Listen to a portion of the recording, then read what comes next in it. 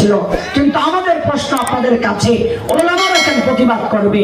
আমার সন্তান তো এই কোরআন টিমের সিলেবাস পড়বে না। আমার সন্তান তো ইনশাআল্লাহ কালা রাসূলুল্লাহ পড়বে। আরে প্রতিবাদ তো করার কথা আপনাদের, যাদের সন্তান এই সিলেবাস পড়বে।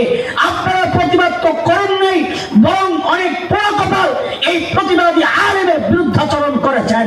এই প্রতিবাদকে রাজনৈতিক বক্তব্য হিসেবে আখ্যা দেওয়ার চেষ্টা করেছেন। সব জায়গায় রাজনীতি চাইলেন না।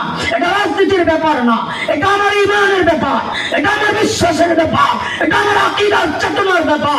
ভবিষ্যতে এমন চক্রান্ত যদি হয়, আলেম থেকে বিচ্ছিন্ন না হইয়া আলেমের হাতে হাত রেখা, কাঁধে কাঁধ মিলাইয়া, মুষ্টিবদ্ধ হাত উঠাইয়া একসাথে উচ্চারণ করতে হবে, বাংলাদেশে নাস্তিকতার চর্চা করতে দেওয়া হবে না।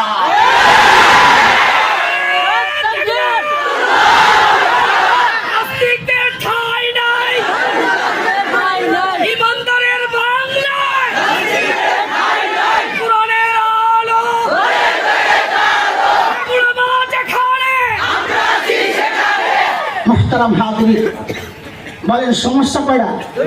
মনে আসেন না সিল্লাম দিয়ে গেছে?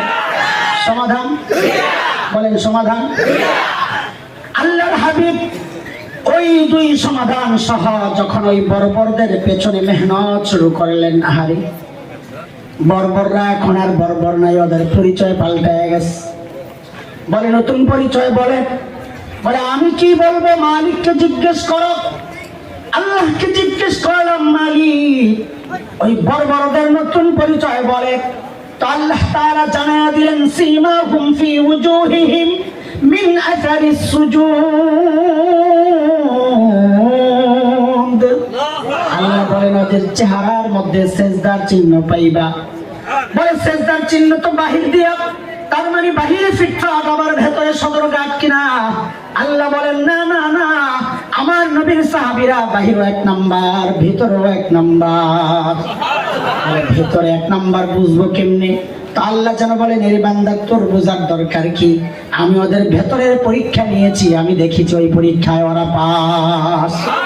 আল্লাহ বলেন, উলাইকা আল্লাযীনা ইমতাহানাল্লাহু কুলুবাহুম লিত-তাকওয়া লাহুম মাগফিরাতুন ওয়া আজরুন আযীম। নবীকে জিজ্ঞেস করলাম, ইয়া রাসূলুল্লাহ ওই বর্বরদের নতুন পরিচয় বলেন। আল্লাহর হাবিব জানায়া দিলেন, আরে আমার সাহাবীরে তোরা বর্বর বলিস না, ওরা আর বর্বর নাই, বলো তো নতুন পরিচয়টা বলেন না। তো নবী বলেন, খায়রুল কুরুনি করনি। ওরা বর্বর নাই, ওরা এখন মানব ইতিহাসের সর্বশ্রেষ্ঠ মানুষ হয়ে গেছে। আল্লাহ ছিল কি মানব ইতিহাসের সবচাইতে খারাপ?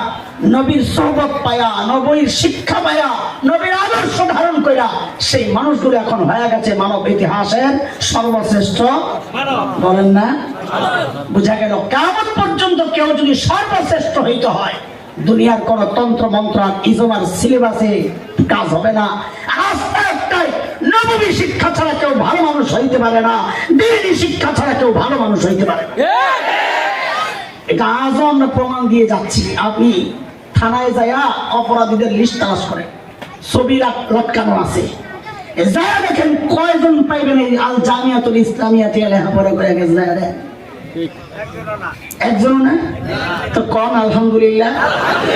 এরপর পরে মাদ্রাসায় দিবেন না, ঠিক না? খাইব কি মাদ্রাসায় পড়ে? খাইব কি? আরে আপনি আবার কোন হুজুররা খালি খায় আর খায়, খায় আর কথা মিললো? কথা মিললো? আপনি কইলেন যে হুজুররা খালি খায় আর খায়, খায় আর খায়। তো যদি কই আপনার বড়টাকে মাদ্রাসায় দেন না, কেউ মানুষে করে খাইব কি? একটু কি বলে আসলে মাথা নষ্ট হয়ে গেছে। আমরা খাই না, খাওয়া পিছনে পিছনে দৌড়াই। আমরা খাওয়ার জন্য লেখাপড়া করি নাই, আমরা তো লেখাপড়া করেছি। ওই যে সন্তান রাগ করে ঘর থেকে বাইর হয়ে গেলে বাবা মা একজনের দায়িত্ব দেয়, আর একটু বুঝাই আমার কথা শুনতেছে না।